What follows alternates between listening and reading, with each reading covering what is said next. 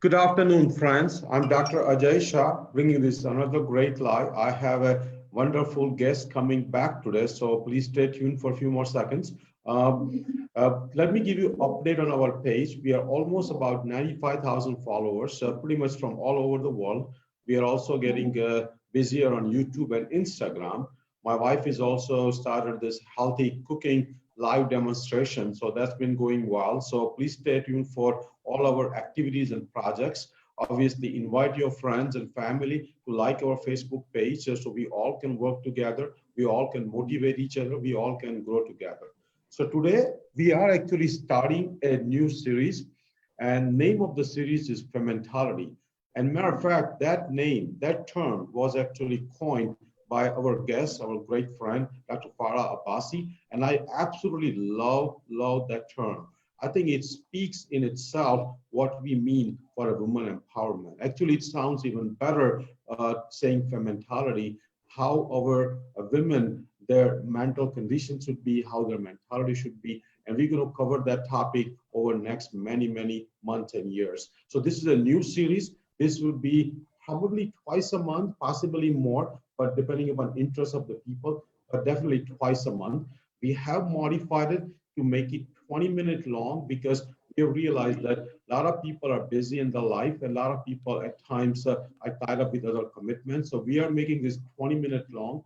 We will be taking all different mental well-being conditions and dividing them up into few segments. So this is very exciting. I'm very thankful to Dr. Abbasi. Dr. Abbasi is an assistant professor at Michigan State University.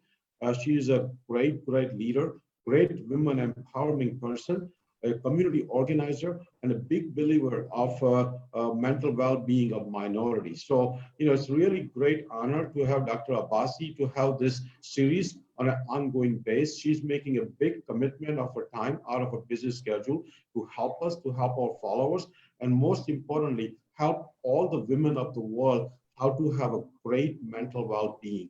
We all know that a strong mind leads to a strong body, and strong body leads to a strong mind. So they're all intertwined. We definitely will dive into how to create a great mental well-being, how to prevent a lot of the mental disorders, including depression, anxiety. So this is very exciting. This will lead to, in my opinion, one of the greatest outcome when we start helping the women. So let's welcome Dr. Abbasi. Thank you so much, Dr. Shah. It's a pleasure working with you. You continue to inspire all of us. And it's just amazing how fast the wellness movement that you initiated is growing by leaps and bounds. So thank you especially for doing this segment. And like you said, the Femmentality, literally, I think we all need to be in woman's state of mind.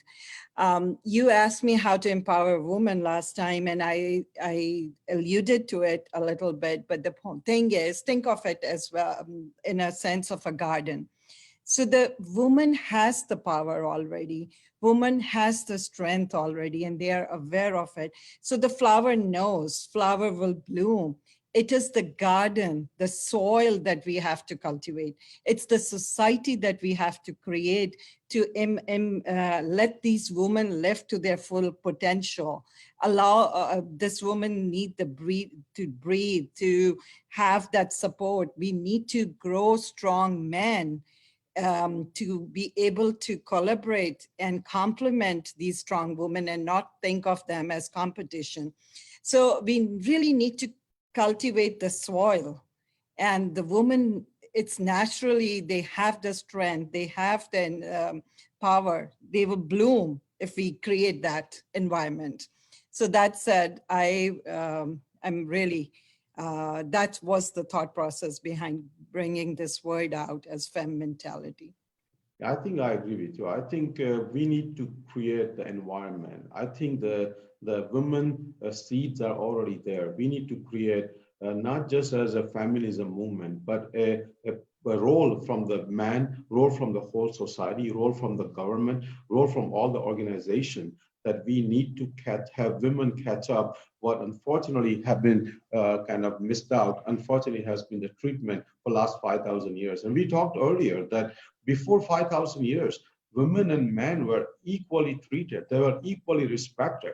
I think this is a new, in my opinion, a new thing in our culture for last 3,000 years, and that can be reversed. And we can go back to having, an equal stand for men and women. I mean, I remember even in my own religion, in Hinduism, I think, God and goddesses are put at exactly same level. I mean, they are no any different, as our idol. So I think we need to do that, and we will do that. And we are all working together to have that garden, have that soil fully fertile, to uplift every woman from all colors, from all social background, from all economic background, from all religious background. We will be helping every woman, and that's our mission. That's the goal of this series, and we will definitely achieve that goal. I'm very confident about it with your help. So let's start with our today's topic.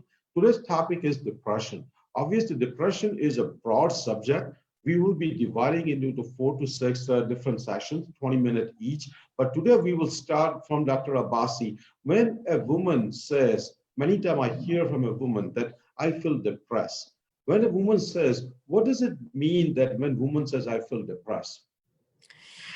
So we have to, first of all, yes, woman has twice the high rate of depression than men. And that doesn't mean women are weak or women tend to be histrionics or dramatic. The simple fact is, so think of it this way. So we all belonging to different religion or belief system believe that there is a higher power that created this universe. But who has the power of creation? Who was given that strength is a woman. And in order for women to procreate, to carry this burden, there is like a whole hormonal system given to this body. So that helps them prepare to carry this burden. But what happens is that hormonal fluctuations during different parts of her life makes her more prone to depression.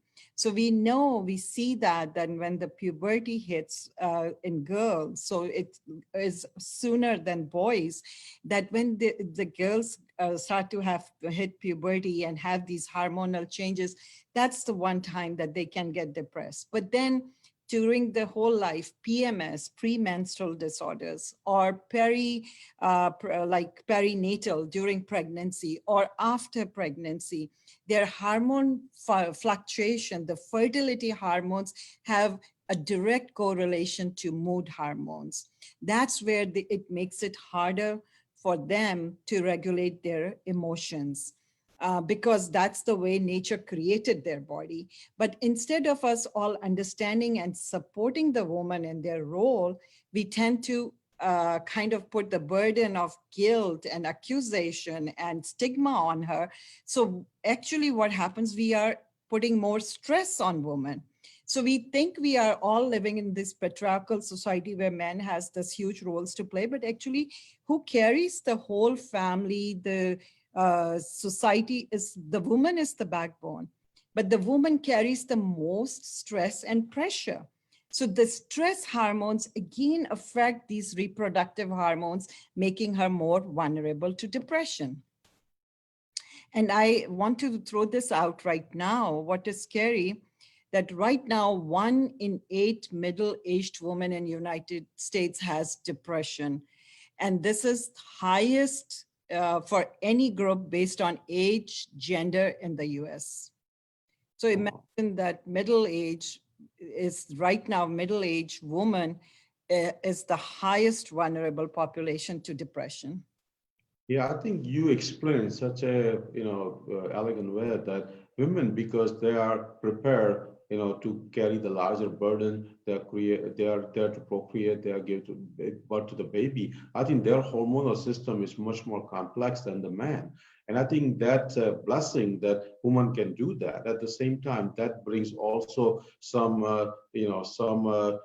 disadvantage for the woman, which she is actually bearing for the good of the society. So I think a woman has taken up things on herself as a hormonal disadvantage compared to men, to continue our generations of people. And I think, I mean, that's a big sacrifice on a woman that she is taking this additional burden of hormonal effects on herself, so that way we can continue our generation. So I think, to me, that's a big thank you to every woman that they are going through that. But I think I agree. I think depression is becoming more common. I think a middle-aged woman definitely has the highest incidence. And even in my own practice, cardiology practice, when I see 50, 60, 40-year-old women, many of them are antidepressant. And I'm sure there are at least similar number of people, women, who go through depression and are not antidepressant. So I think the incidence probably is even much higher than even what's been reported into the journal. So I think, so that brings my next question, that when a woman says that I'm going through depression, please tell us what are the typical symptoms when a woman has a depression? Like, how does she feel? So, Dr. We have to understand that already there's huge stigma and shame around mental illnesses, and it doubles for the woman. So it's, you know, how we have always, you would see people joke around, even right now, educated circles, political circles, you would see, how can a woman make these decisions? She can, what about time of her month? Or like, are you moody, or these mood swings? Are you on your period? But like, you know, is it that time of the month? So we have turned it into a joke instead of understanding how important role it plays in the impacts the woman. But because of the stigma and shame, women tend to internalize it more. And what was scary when I was looking at the statistics, they tend to then indulge in self-harming behavior more. They might not come out and say, I'm depressed. They will come out with a lot of somatization, pains, heaviness, low energy, not able to take care of themselves or take care of their kids, or, you know, it impacts them in it becomes more of a society problem if the woman is not healthy and woman is not feeling good. But the thing is that stigma and shame is so hard on them, and the stress level is so high on them that they don't tend to access care in a timely way.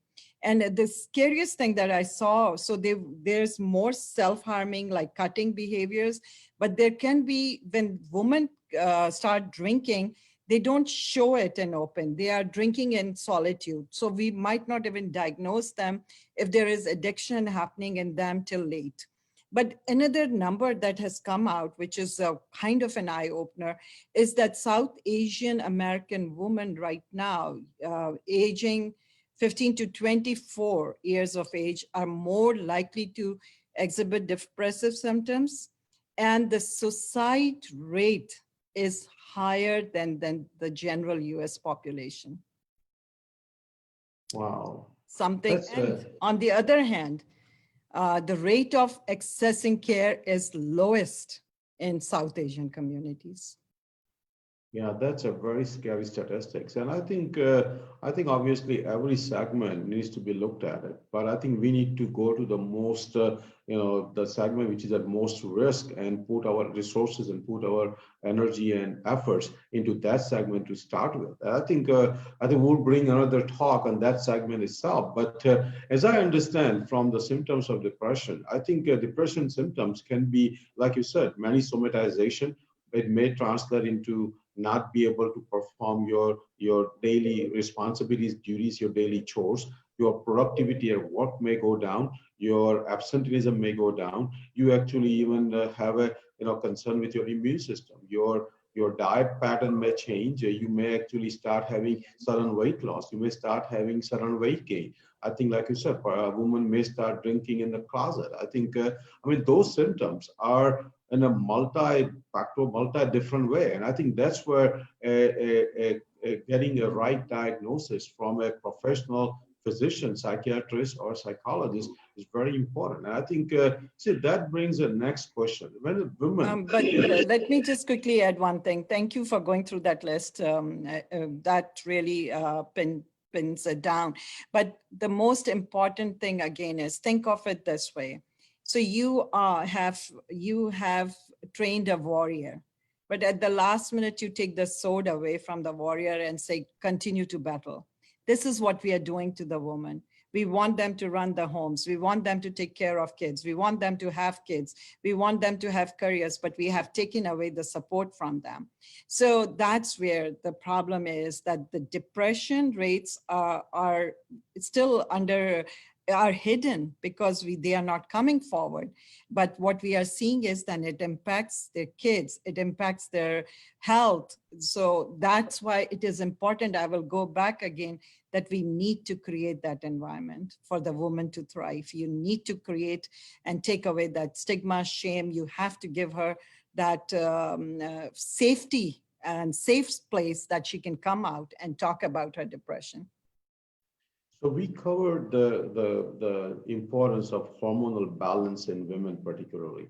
What are some of the other causes of depression? When we talk about depression, there are obviously, endogenous depression, there is exogenous depression, there are, situational depression, people, women who go through any kind of unfortunate loss, including, loss of a spouse or a divorce or loss of a child or loss of a job, that can create a situational depression. But there are also other factors, which, as I understand as a cardiologist, there is also a condition called endogenous depression. So please explain, what does it mean that, like, do you have to have reason to have depression, or depression can happen without even a reason? So simply, I will summarize it. It's a biopsychosocial model.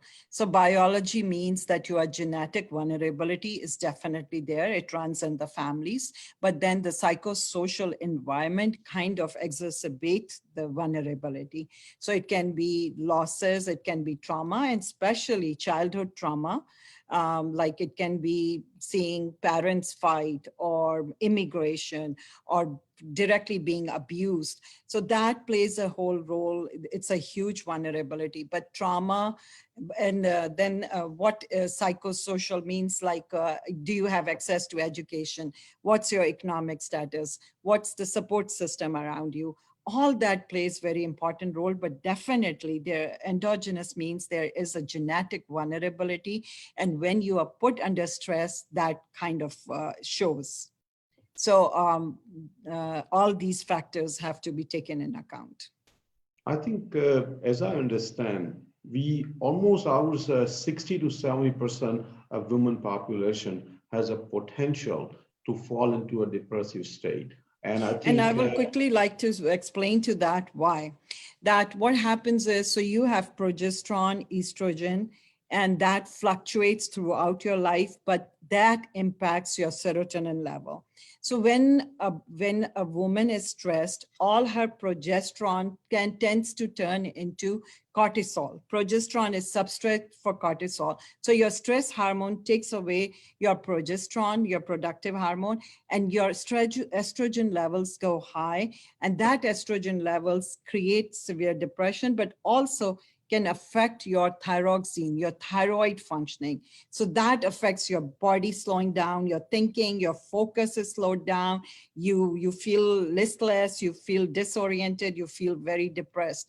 So that's why it's for women, the stress, the hypothalamus, the reproductive hormones, and your good mood hormones all are so interconnected.